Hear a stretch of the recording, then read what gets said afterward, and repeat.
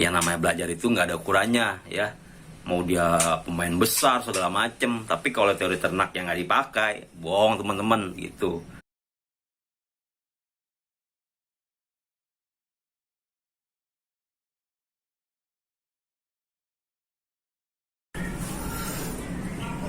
Assalamualaikum warahmatullahi wabarakatuh.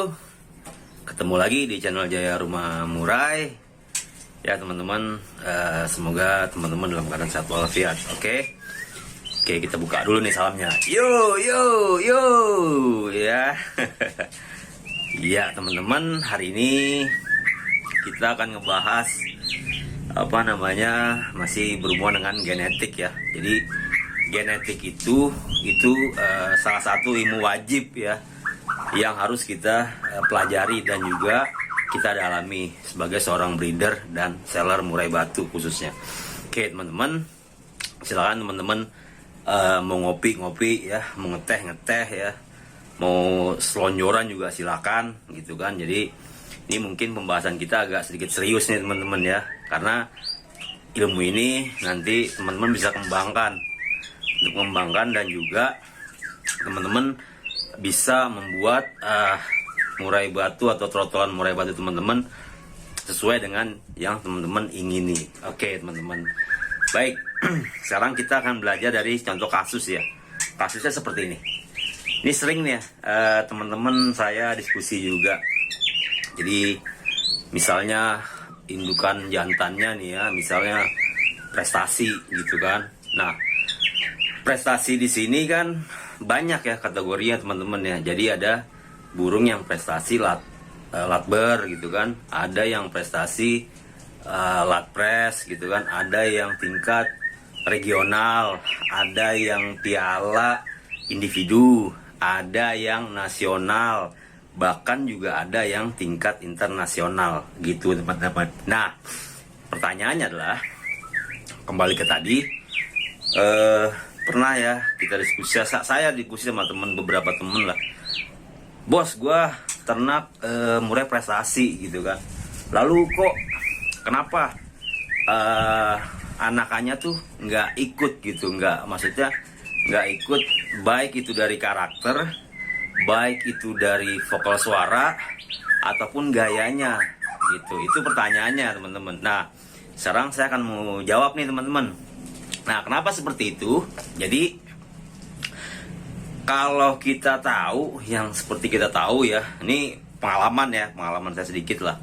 Jadi teman-teman, kalau misalnya ini baik, ambil ya. Lalu kalau misalnya ini tidak buruk atau banyak kurangnya, jangan diambil teman-teman. Saya sharing seperti ini berdasarkan pengalaman aja, pengalaman yang sedikit yang kami punya. Jadi gini, yang perlu harus kita tahu adalah secara teori burung kicauan itu menganut pola criss-cross heron teman-teman gitu ya. Apa sih criss-cross heron itu? Jadi setiap indukan jantan dia akan mewarisi sifat indukan, setiap indukan jantan dia akan mewarisi sifat kepada anakan betinanya. Oke, itu teman-teman satu. Kedua, indukan betina dia akan mewarisi sifat kepada anakan jantannya. Nah, kembali ke pertanyaan tadi. Misalnya genetik ya. Seperti kita tahu, genetik itu sifatnya terbagi menjadi dua, teman-teman, ya. Ada sifat yang resesif, ada yang sifatnya dominan. Sering ya kita dengar gini. Ini saya bukan berarti saya so tahu, tidak gitu. Banyak gini. Itu pun juga sama. Saya juga belajar dulu teman-teman, karena kita belum nggak tahu ya kan. Jadi ketika orang ngomong tuh kita iya aja gitu kan. Nah, jadi teman-teman yang mau ternak ini harus kritis gitu, karena genetik itu sangat penting banget gitu. Minimal kalau kita nggak jadi ahlinya, kita tahu gitu. Jadi genetik gini. Kembali lagi sifat. Azan dulu teman-teman. Ya, nanti kita lanjut. Oke teman-teman, silakan yang mau sholat, yang teman-teman yang muslim ya, yang mau disimpan dulu video ini juga boleh. Sampai di mana tadi? Ya, sampai ke genetik. Teman-teman tahu ya, sudah tahu kan genetik? Kalau belum tahu saya jelaskan nih. Ya, genetik itu adalah pewarisan sifat pada makhluk hidup, ya. Ya, oke, kembali ke case tadi teman saya ya. Jadi dia ternak murai batu prestasi, jantannya prestasi, sebutlah prestasi gitu kan.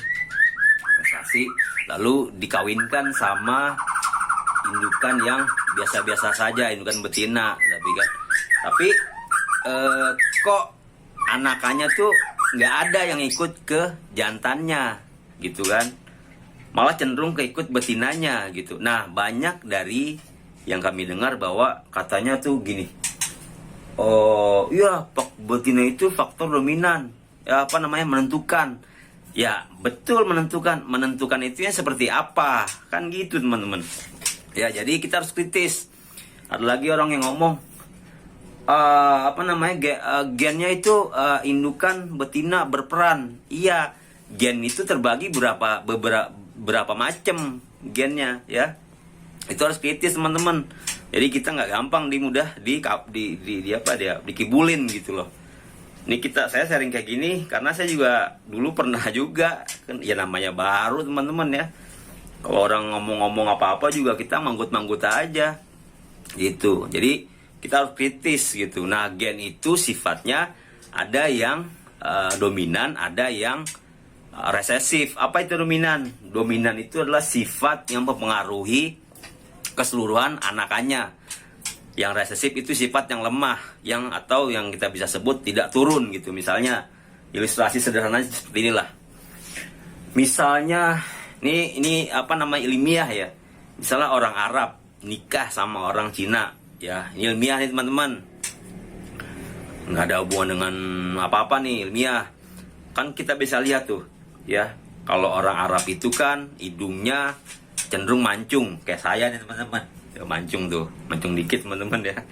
Lalu kalau orang Cina itu matanya sipit ya kan. Nah, coba lihat teman-teman, observasi tuh anaknya ya. Kalau misalnya anakannya lebih, misalnya anakannya orang tersebut nikah kan, terus teman-teman lihat, loh kok anaknya tadi, anak dari pasangan tadi apa namanya, lebih banyak mirip ya ke ayahnya daripada ketimbang ke ibunya. Itu yang disebut sifat dominan teman-teman. Jadi sifat dominan itulah yang mempengaruhi ke anaknya. Begitupun juga dengan ternak murai batu prestasi gitu. Nah, bagaimana caranya nih? Misalnya kita punya indukan jantan prestasi gitu kan, prestasi pokoknya prestasi dah bagus gitu. Nah, udah gitu kita coba sekali nih ya kan, kita ternakan, kita kawinkan sama betina yang biasa-biasa aja gitu kan. Nah, tapi kok langkah selanjutnya teman-teman observasi, misalnya anak pertama ya, anak anak periode pertama, periode kedua, ketiga, cukup periode ketiga sampai teman-teman observasi. Kalau misalnya ketika teman-teman observasi anakannya nggak meniru bapaknya, baik betina atau jantan, berarti murai batu prestasi itu sifatnya resesif teman-teman gitu. Lalu bagaimana lagi caranya? Caranya teman-teman ambil betinanya itu 3 ya, 3. Jadi kawinkan jantan prestasi tersebut ke 3 betina teman-teman. Nah, sesudah itu barulah teman-teman observasi. Nah, sesudah kita kawinkan tuh kan udah punya anak tuh teman-teman ya. Langsung kita bisa lihat, oh berarti kalau ke si B, nah berarti sifatnya dia dominan gitu kan. Artinya banyak mempengaruhi sifatnya, baik itu secara fenotip atau genotip. Nah, fenotip, genotip saya sudah singgung tuh teman-teman ya. Itu cara teman-teman bisa siasati ketika kita ternak murai batu prestasi, lalu kita ingin mewarisi sifat dari jantannya tersebut teman-teman. Itu saja teman-teman. Kalau ada pertanyaan silahkan drop kolom komentar. ya. Jadi kita bisa saling sama-sama belajar teman-teman. Jadi yang namanya belajar itu nggak ada ukurannya ya. Mau dia pemain besar segala macem, tapi kalau teori ternak yang nggak dipakai, bohong teman-teman gitu. Jadi kalau buat yang para pemula, yang buat ternak murai batu, memang murai batu yang prestasi itu harganya juga lumayan teman-teman kan. Ya teman tahu lah gitu. Jadi kita bisa sharing-sharing. Ya itu saja teman-teman. Nah sekarang saya kasih PR nih teman-teman nih ya. Kalau misalnya indukan prestasi kita kawinkan dengan betina dari anakan prestasi, kira-kira anaknya bisa prestasi juga nggak teman-teman? Tuh PR tuh teman-teman ya, silakan jawab. Oke, itu saja kami akhiri. Assalamualaikum warahmatullahi wabarakatuh.